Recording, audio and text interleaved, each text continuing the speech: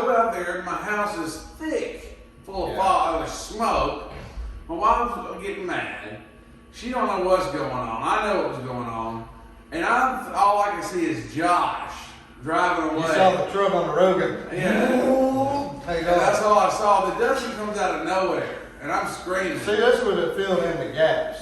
I came out of nowhere very close, like conveniently I was there. Hey, how's it going? Hey, man, oh man, this is real bad. And so he comes and he said, I'm gonna have to go stay somewhere else because I can't see for all the smoke in the house. And you're like shaking mad. Yeah. You're going to get some fans. I called your mom. You said you were going to. I thought I did. You were calling on the phone fussing at me. Yeah, and I told you said, I'm gonna call and tell your mom. I'm like, dude, I'm like 24 caller. And then I was like, I'm calling the cops. You remember I was like, I'm calling, I'm going to have Josh arrested. And like, you never said though. You never said it was Josh. It wasn't Josh. You never said. This is where the confusion happened though, because like you directed your anger toward Josh for like 12 years. Or 12 years. The blame. Until when? At least Saturday. Yeah, Sunday. So I want to say, but the blame was because I apologized because I did feel it went a little unexpected turn with this guy that I thought was my brother, that's been my friend forever. Put a conflict between me. He's had us. Me and him have been buddies since you were 6 years old. And I didn't even know this hate in his heart. But it was because you were like, Josh never apologized. For over a decade. At least you came and apologized, so it's a little better. So tonight I want to publicly apologize to Trent, even though I was just a getaway driver. You fired those rockets. Let me read it. The stories of our lives are written moment by moment in how we've loved in the day-to-day things we've shared. The many ways we've touched each other's hearts.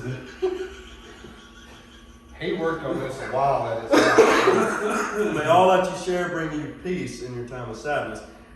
And I've written an apology. Around 12 years ago, tragedy struck the Parker family. For my involvement, which has been falsified for over a decade, I am truly sorry. Although minor and far from what actually happened, I was still the getaway vehicle driver.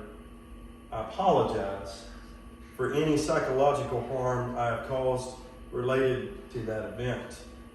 I'll give that to you. I spent actual money on this. Gosh. And I actually accept your apology. I want to right this wrong. See, he's still not fessing up that he was a rocketeer. No, I was there. You said getaway driver. I was there, but I did not smoke out the pregnant lady's house. That was worse than the Rockets or nothing. Rockets. See, people talk about Rockets regularly and like really good songs about America. I felt patriotic seeing the Rockets. It makes you like.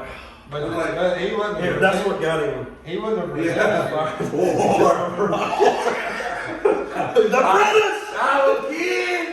You were really like super mad though. Like, I was so mad. I lost my voice. I was shaking. Yeah, you went hoarse. I was like, I will kill you. He wanted that rage at somebody, but it was directed at the wrong person for over a decade. You better. I've got 2 kids now. I'm married. There's so many things that have happened over a 12-year time I'm period. worried what would happen if you would have showed up that night.